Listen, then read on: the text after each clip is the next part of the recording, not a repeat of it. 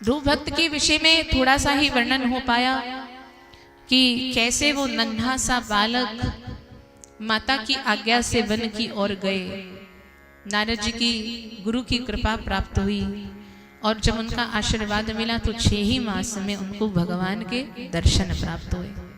जब भगवान के निज गोद में बैठने का सुख मिला तब भगवान जी ने कहा, ठाकुर जी ने कहा, ध्रुव तुम जाओ वापस लौट करके और अपने राज्य पर रह करके शासन करो।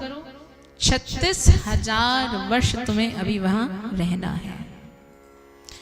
जब ध्रुव कुमार को ये सब प्राप्ति हो गई, देखिए कितना अच्छा संकेत है।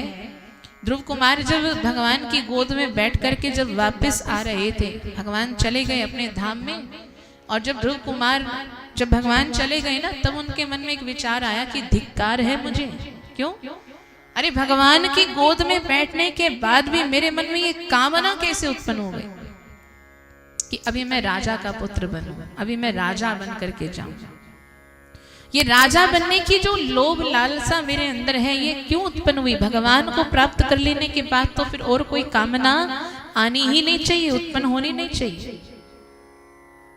तो यही आप समझ जाइए हमारे संस्कार कितने बलवान हैं। भगवान तक को प्राप्त करने के बाद भी ये संस्कार जागृत हो सकते हैं। ध्रुव को 6 महीने में ही भगवान मिल गए। ये केवल 6 महीने की बात नहीं है, ध्रुव के पूर्व जन्म की भी बात है। पूर्व जन्म से वह भगवान की तपस्या में थे। उनके पूर्व जन्म का वृत्तांत बताया जाता है कि जब ध्रुव पूर्व जन्म में थे तो वह भगवान को प्राप्त करने के लिए भगवान के लिए तपस्या कर रहे थे, और उसी तपस्या के दौरान उनके सामने एक बार एक राजा और रानी का जोड़ा आया, और न जाने उनको देख करके उनके मन में यह भाव आया कि काश मैं भी राजा होता, काश मैं भी राजा होता। और उसी समय मृत्यु आ गई, और मृत्यु आई तो जिस जो अंत समय में हमारी भावना होती है उसी रूप को आप प्राप्त करते हो। अंतमति सागति। तो ध्रुव के मन की जो भावना थी कि काश मैं भी राजा होता, तो वो राजा का पुत्र तो बने, लेकिन राजा के पुत्र होने के बाद भी वह वो सुख प्राप्त नहीं कर पाए। इसमें भी देखो कितनी बड़ी भगवान की कृपा होती है। अगर जानो तो ये भगवान की कृपा है।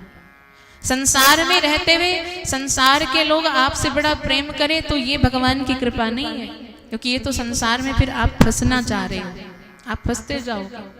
लेकिन उसी संसार में रह करके, घर परिवार में रह करके अगर आपको वही घर के सदस्य, परिवार के सदस्य ठुकराते हैं, तब समझना कि भगवान की कृपा है, क्योंकि भगवान चाहते हैं कि तू संसारी ना हो, तू सिर्फ मेरा ही है और मेरा ही बन करके रहे। तो ध्रुव को शुरू से ही पिता का प्रेम नहीं मिला, विमाता का प्रेम नहीं मिला। ये जो हमारे जीवन में परिस्थितियां प्रकट होती हैं, जिनसे हम कहते हैं कि जिनकी चाहना हमें होती है कि इनसे हमें प्रेम मिले, हाँ, संसार से हम प्रेम की चाहना करते हैं। जब प्रेम मिल जाता है तो उसी संसार में हम बने रहते हैं।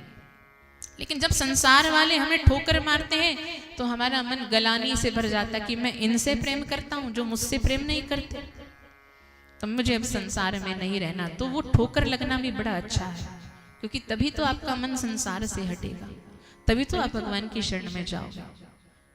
ये ध्रुव के जीवन में जो परिस्थिति है ना, इसी के कारण से ही ध्रुव परमात्मा की शरण में गए। अगर राजा अपने पुत्र को उतना ही प्रेम देते जितने दूसरे पुत्र को दे रहे थे, तो ध्रुव कभी वन में जाने वाले नहीं थे। अगर वह विमाता कभी कटु वचन न कहती तो ध्रुव के मन में कभी ये भावना न जगती कि मुझे भगवान को प्राप्त करना है। कभी कभी ये परिस्थितियां हमारे लिए बहुत लाभदायक होती हैं, जो हमें भगवान की ओर मोड़ती हैं।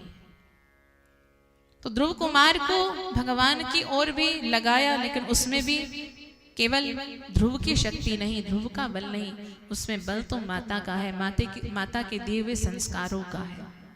माता चाहती तो वह दूसरे संस्कार भी दे सकती थी, लेकिन माता ने कहा नहीं, मेरा पुत्र बहुत अच्छा मनुष्य बने, भगवान का प्यारा भक्त बने, इसलिए स्वयं माता उसे वन की ओर भेजती है। तो